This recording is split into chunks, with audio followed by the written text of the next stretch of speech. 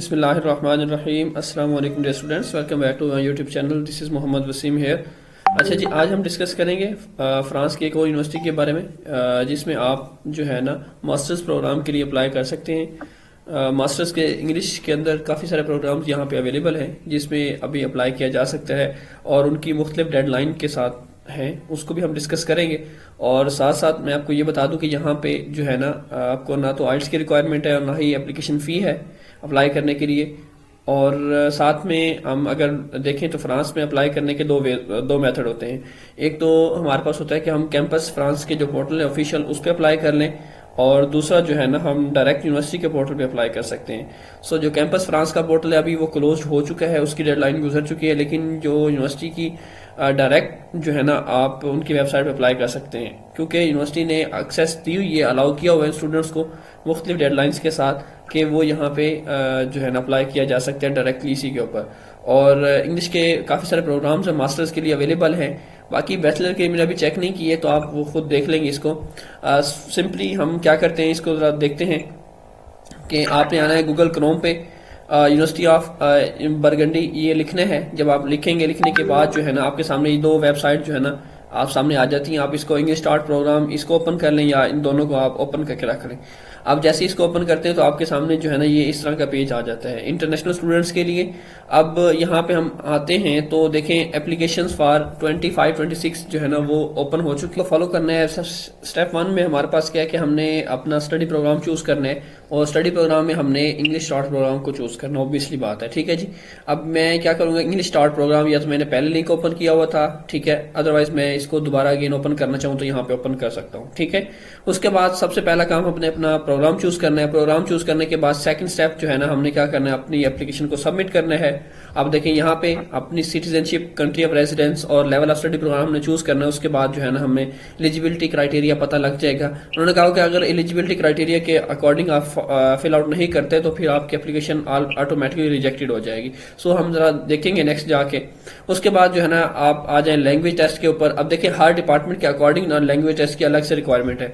अगर यहाँ पे बात करें international master in business studies IMBS के लिए तो हमारे पास जो है ना नो टेस्ट, यहाँ पे कोई टेस्ट रिक्वायर्ड नहीं है, सिर्फ B2 की प्रोफिशिएंसी जो है ना वो रिक्वायर्ड होगी। अगर कहता है अगर फ्रेंच का कोई टेस्ट है तो वो रिकमेंडेड है, अगर आपने दिया हो तो वो बेस्ट है।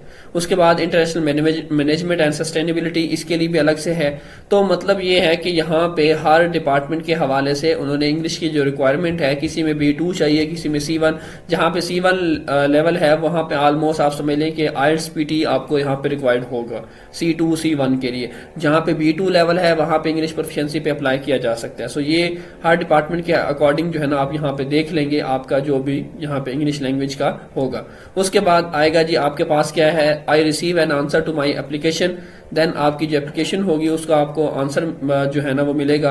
तो ने कहा जी आपको जस्ट आपने अपनी मेल को चेक करते रहना है, वहाँ पे आपको जो मेल होगी वहाँ से आपको बता दिया जाएगा, और अप्रैल और जून के दरमियान आपको रिस्पॉन्स आना शुरू होंगे। सो इसके दरमियान जो है ना आपने अपनी मेल को रेगुलरली चेक करते रहना है। अब जरा बात करते हैं इंग्लिश स्टार्ट प्रोग्राम्स की कौन कौन से अवेलेबल हैं। ये देखें जी यहाँ पे इंटरनेशनल IMBS ICM, और उसके बाद project in international and European culture, then transition metal in molecular chemistry, innovative drugs.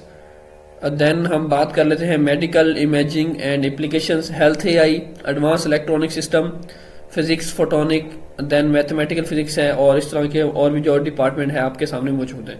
तो ये सारे डिपार्टमेंट है जिसमें आप जो है ना यहाँ पे अप्लाई वगैरह कर सकते हैं।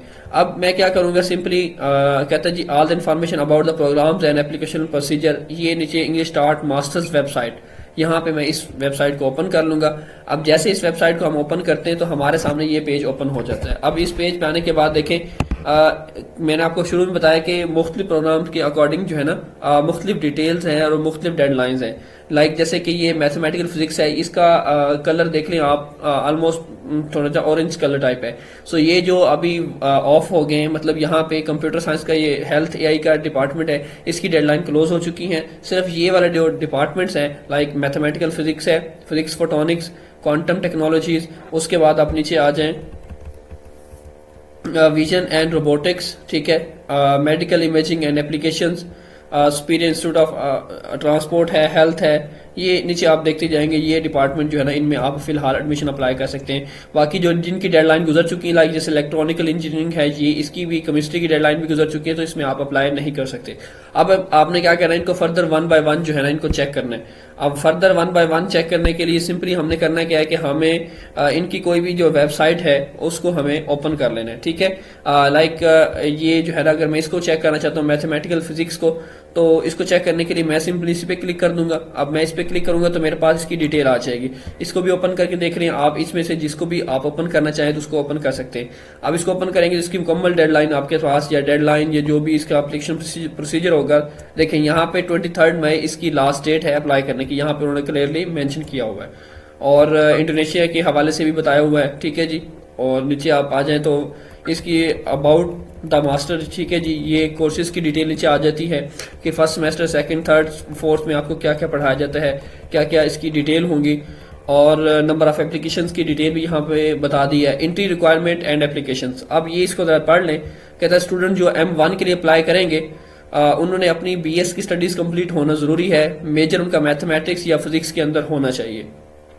यो स्टूडेंट्स M2 के लिए अप्लाई करेंगे, उनका कम से कम मास्टर्स का 1 ईयर कंप्लीट होना चाहिए, और उनका बैकग्राउंड मैथमेटिकल और मैथमेटिकल फिजिक्स के अंदर होना चाहिए, ठीक है जी। और इसको अप्लाई करने के लिए कहता है जी ई कैंडिडेट का ये वेबसाइट है, इस पे आपने जाना है, यहाँ पे आपने जाके इसको अप्लाई करना है। सो इसको मैं ओपन कर लेता हूँ, न्यू लिंक में जाके इसको ई कैंडिडेट वाला एक पोर्टल जो है ना, वेबसाइट को ओपन कर लेंगे। नीचे स्कॉलरशिप्स की डिटेल आ जाती है, इसको आपने खुद पढ़ लेना है। आई स्कॉलरशिप है, आईफल स्कॉलरशिप है, ठीक है जी। सो ये इसकी रिक्वायरमेंट क्या है और सारी चीजें आपने इसको देख लेना है। इसके अलावा कोई प्रॉब्लम आपको होता है तो उन्होंने आपको एड्रेस वगैरह ये सारी चीजें बता दी हैं। उसके अलावा इंटरनेशनल इनकी मेल पे आप चले जाएंगे और वहां जाके इनको मेल भी करके आप इन्फॉर्मेशन ले सकते हैं। अब जरा हम देखते हैं कि हमने अप्लाई कैसे करना है। तो ये ई कैंडिडेट का जो है ना पोर्टल में यहाँ पे आ चुका हूँ। नेक्स्ट पोर्टल पे आने के बाद अब हमारे पास है जी अपना अकाउंट, हमने कैंडिडेट लॉगिन है यहाँ पे ऑप्शन, और है क्रिएट एन अकाउंट। तो सबसे पहले आपने क्रिएट एन अकाउंट पे आ जाना है। यहाँ पे आने के बाद I am an art student, यहाँ पे क्रिएट एन अकाउंट, यहाँ पे हाँ जी, अब हम लॉगिन हो चुके हैं। अब लॉगिन में किसी को प्रॉब्लम हो जाता है तो वो फॉरवर्ड ऑप्शन पे चला जाए, कहीं भी कोई प्रॉब्लम होता है तो वो वहाँ पे ऑप्शन मौजूद है। अब देखें जी, यहाँ पे मेरा नाम शो हो चुका है और मेरी आईडी जो है ना लॉगिन उन्होंने वो दे दी है। नेक्स्ट हमारे पास ये कहते हैं जी आपने ये जो इन्फॉर्मेशन है इनको आपने फिल आउट करना है। सबसे पहले हमारी आ जाती है जी पर्सनल इन्फॉर्मेशन। मैं पर्सनल इन्फॉर्मेशन पे क्लिक कर लेता हूँ। अब पर्सनल इन्फॉर्मेशन हमने पहले डिटेल दे चुके हैं, मेल एड्रेस और पासवर्ड दे चुके हैं। अब इसमें से कोई चीज चेंज करनी तो चेंज की जा सकती है, अदरवाइज आपने इंटर मॉडिफाई इन्फॉर्मेशन पे क्लिक करना है। यहाँ से अपनी नेशनलिटी सिलेक्ट करनी है। लेट्स सी कि मैं अपनी नेशनलिटी यहाँ पे राइट कर देता हूँ पाकिस्तान, ठीक है। सो ये पाकिस्तान सिलेक्ट हो गया। उसके बाद यहाँ पे आ जाते हैं। अब इसको आप ये कंपलसरी नहीं है, इसको आप लिखें या ना लिखें, इसको नेक्स्ट आप जी। नेक्स्ट हमने करना ये है कि अब ये हमारी पर्सनल इन्फॉर्मेशन है, इसको आपने खुद ही फिल आउट कर लेना। आपकी डेट ऑफ बर्थ आ जाती है, आपका मतलब इंग्लिश लैंग्वेज, और यहाँ से टेलीफोन नंबर, बाकी चीजें आप देख लेंगे, यहाँ से इंग्लिश में ट्रांसलेट कर लेंगे, इसको देख लेंगे। उसके बाद यहाँ पे इन रजिस्टर। देन हमारे पास जी इसको हमने ओवरव्यू कर लेना है कि कोई इन्फॉर्मेशन रॉन्ग तो नहीं है, अदरवाइज आप इसको जो है ना ये हमारी मॉडिफाई हो गई है, ठीक है। इसको आपने अपनी इन्फॉर्मेशन को अब सेव कर लेना। उसके बाद हम आ जाएंगे नेक्स्ट एड्रेस के ऊपर। देन आपने अभी तक कोई एड्रेस इंटर नहीं किया, अपना एड्रेस इंटर करें, अपना कंट्री सिलेक्ट करना है हमने यहाँ से। सो ये बेसिक इन्फॉर्मेशन है जो आपके अपने पर्सनल रिलेटेड है, इसको आपने खुद से इसको फिल आउट करते जाना है। अपना फॉरेन टाउन लिखना है, ठीक है जी, और एड्रेस लाइन नंबर 1 2 जो भी आपने इसको ऐड करना है, ठीक है जी। यहाँ पे देखें एड्रेस पे, यहाँ पे जरा गौर कर लें इसको। एड्रेस आपने यहाँ पे स्ट्रीट नंबर राइट करना है, ठीक है। स्ट्रीट इसको राइट करेंगे, और साथ में आपने इसको मैं जो है ना स्किप कर देता हूँ, ये ऑप्शनल था। स्ट्रीट नंबर 7 लाइक इस तरह, या 5, ठीक है। स्ट्रीट नंबर 5, और ये कॉमास में ख़त्म कर देता हूँ। ये इस तरह आपने जो है ना अपना राइट करना है, स्ट्रीट नंबर से स्टार्ट करना है, इसको कोमा दे के अपना सिटी से लिखना है, सिटी लिख के अपना कंट्री लिख देना है, ठीक है। जस्ट इतना ही इनफ हो जाएगा। बाकी नीचे भी आप इस तरह जो आपने अगर डिटेल देनी तो नीचे आप लिख दें, उसके बाद इसको सेव कर दें, ठीक है। सो स्ट्रीट से स्टार्ट करेंगे, बाकी एडिशनल एड्रेस है वो आपकी अपनी मर्जी। उसके बाद आते हैं हम हाई स्कूल डिप्लोमा पे। हम क्या करें जी, इंटर करते हैं इसको। अब ईयर ऑफ ग्रेजुएशन, आप सबसे पहले जो है ना अपने अपना क्या कहते हैं list of high school intermediate की यहाँ पे अपने डिटेल ऐड करनी है। ईयर ऑफ ग्रेजुएशन मैं राइट कर देता हूँ यहाँ पे 2019, देन टाइप ऑफ डिप्लोमा जो है ना आपने यहाँ पे अपना लिख देना है, इंटरमीडिएट विद मैथमेटिक्स। अब यहाँ से हम जो है ना जो आपका बेसिक या मेजर आपका बनता था साइंस के साथ है, जो भी यहाँ पे ऑप्शन जो आपको बेस्ट लगता है आपके अकॉर्डिंग आपने वो चूज कर लेना है। उसके बाद ऑनर्स यहाँ से इसको इंग्लिश में ट्रांसलेट कर लेते हैं। उसके बाद जो है ना अपने अकॉर्डिंग आपने सेलेक्ट कर लेना है। Country of issuance Pakistan.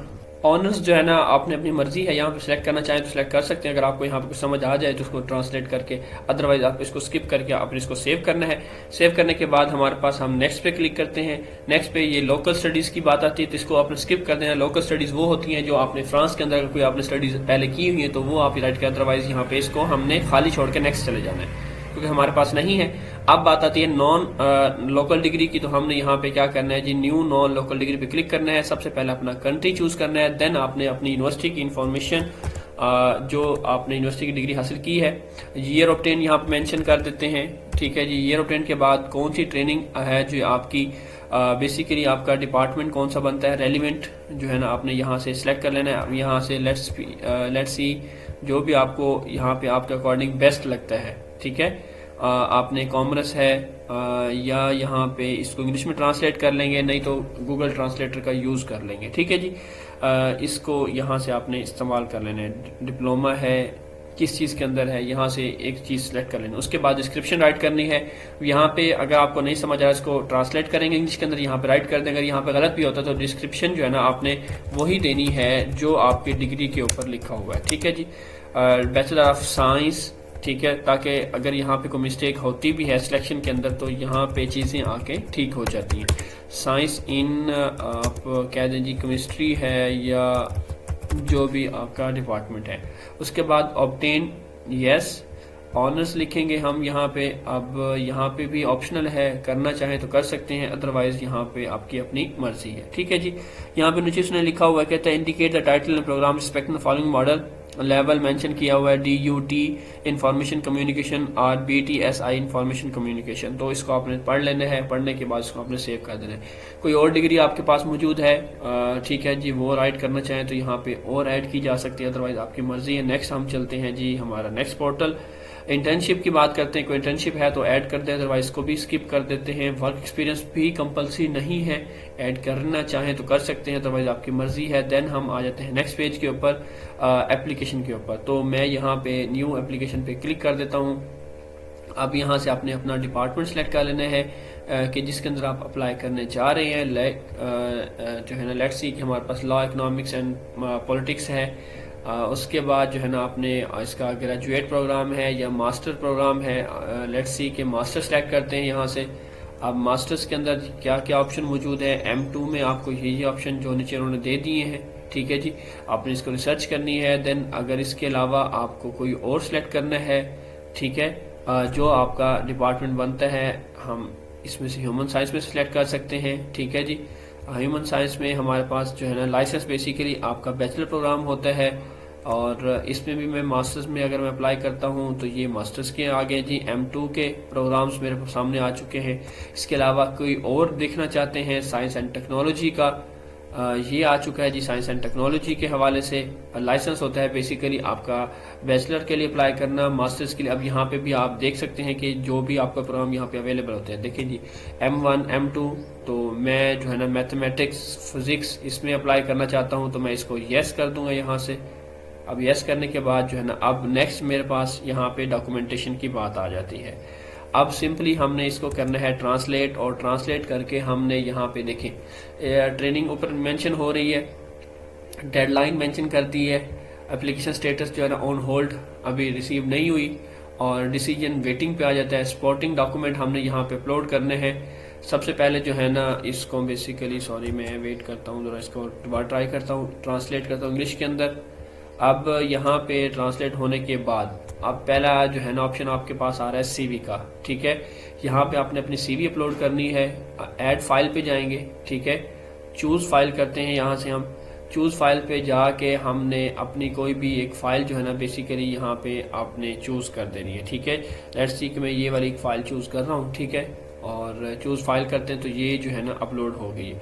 ये देखिए CV योर पास फॉर्मेट में आपने यहाँ पे अपलोड करनी है। उसके बाद लेटर ऑफ मोटिवेशन है यहाँ पे, ये यहाँ पे अपलोड करना है। लेटर ऑफ मोटिवेशन और CV हमसे बनवाई जा सकती है।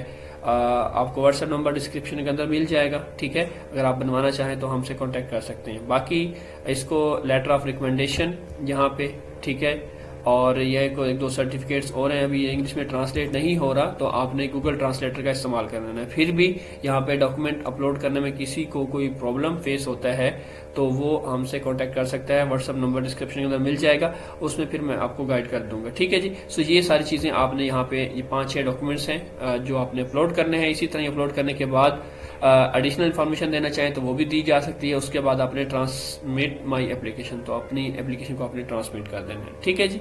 सो ये थी मुकम्मल वीडियो। अपनी फाइल को डाउनलोड करना चाहें तो यहाँ पे अपनी फाइल डाउनलोड की जा सकती है। तो एप्लीकेशन स्टेटस जो है ना आपका वो यहाँ पे चेंज हो जाएगा। सो अगर यहाँ पे ये चेंज नहीं होते, ये आपको यहाँ पे इंग्लिश में ट्रांसलेट नहीं होते, तो आपने गूगल ट्रांसलेटर का इस्तेमाल करना है। बेसिकली ये लेटर ऑफ रिकमेंडेशन है, ये CV है, ये लेटर ऑफ मोटिवेशन। सो इन दोनों को आपने ट्रांसलेट कर लेना है।